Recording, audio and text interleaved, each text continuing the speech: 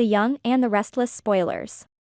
A sinister turn, how vengeance threatens the innocent.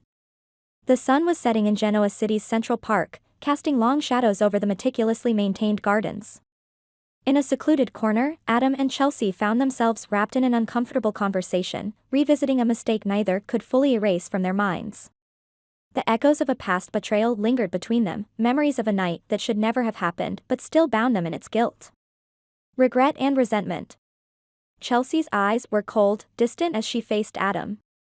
There was a time when his charm could break through her defenses, but now, the only thing left was regret. Adam, trying to maintain a facade of calm, couldn't help but press her. "Do you still feel anything for me, Chelsea?" he asked, his voice laced with a mix of hope and desperation. Maybe, just maybe, there was a sliver of something left between them that wasn't tainted by betrayal. Chelsea's response was immediate and unyielding. "No, Adam. I can't feel anything for you anymore," she said, her words sharp as glass. "I don't want to be that vile betrayer, the kind of person who throws everything away for a moment of weakness. I'm not that woman, and I refuse to let you drag me back there." The weight of her rejection hung in the air, suffocating whatever hope Adam might have had left. It wasn't just regret, it was a firm refusal to entertain even the thought of rekindling old flames. Chelsea had made her choice, and in that choice was the finality of her disgust toward what they had done. The eavesdropper's wrath. Unbeknownst to them, Sally and Billy had been walking nearby and caught the tail end of the conversation. Hidden just out of sight, they listened in silence, anger boiling beneath the surface.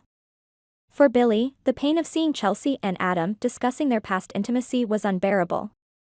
His fists clenched, and the urge to storm over and pummel Adam into the ground surged through him. How dare Adam even suggest that there might still be feelings between him and Chelsea? The very thought was enough to send Billy over the edge. But Sally, ever the strategic thinker, saw things differently. "Don't be stupid, Billy," she hissed, grabbing his arm to stop him from doing something rash. "You charging in there like a madman isn't going to solve anything. We need to stay calm if we really want to make them pay." Billy hesitated, the fury in his eyes slowly giving way to the cold calculation that Sally was so good at. She was right.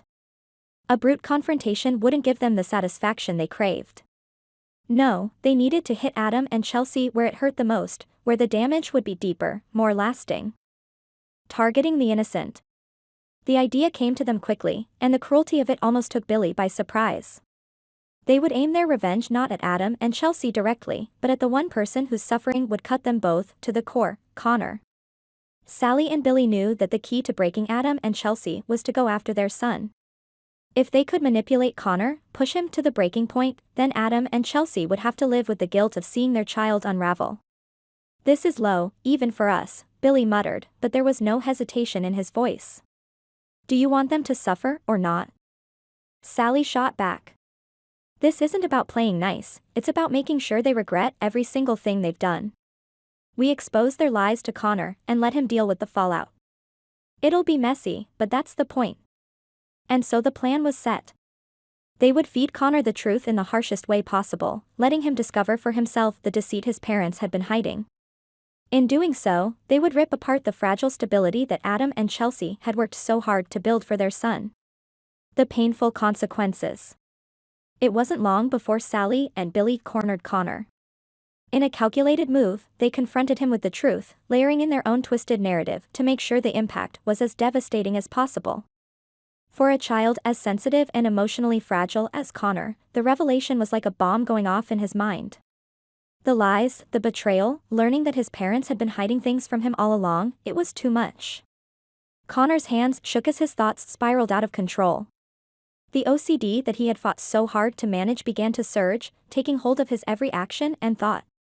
Panic set in, and in that moment, all the progress he had made unraveled. He couldn't breathe, couldn't think straight. His world felt like it was collapsing in on him, and all he wanted was to escape, to run as far away as possible. Stumbling back home, Connor's mind was racing, his heart pounding in his chest. He felt betrayed, abandoned even. How could his parents do this to him? How could they keep secrets that hurt so much? The tears welled up, but he fought them back.